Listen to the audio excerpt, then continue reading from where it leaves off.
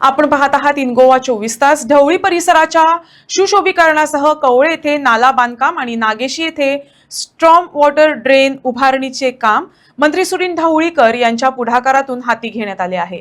पावसाळ्यातील पाणी साचण्याची समस्या दूर करणे आणि परिसराचा एकूण विकास साधणे हा या कामामागील उद्देश असल्याचं सांगण्यात आलंय।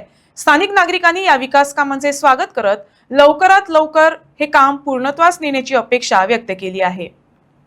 ही कामां मुखार व्हरपाचो 2026-27 ह्या वर्सा, कारण आतांच्या हातूंत सगळीं कामां आमचो जे फंड्स आसा ते मडकय मतदारसंघात आतां हाजे फुडें उरले ते 2 म्हयन्यांत नवीं कामां जावची ना।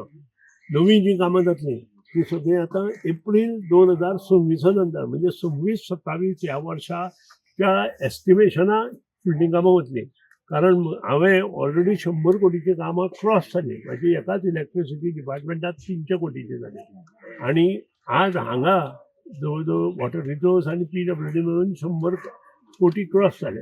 हांव जवळ जवळ 25 कोटी एक्स्ट्रा जाला आणि तेही म्हाका खबर आसा। पूण त्या खातीरूच पंचायतीच्या सरपंचांनी पंचांनी लक्षात दवरचें, आतां जी रिजोल्युशन तुमी घेतात ती सगळीं रिजोल्युशनां एप्रील 15 तारखेनंतर जेन्ना आमचें बजेट जातलें आनी आमचो गव्हर्नर ऑफ गोवा ते बजेटा इंडियन पास करतलो आणि त्यानंतर ही कामां आमची चाली लागतली आणि त्याची सुरवात साधारण जून-जुलय पर्यंत चालू जातली। अंदूचें वर्स हें सार्वजनीक इलेक्शनाचें वर्स आसा।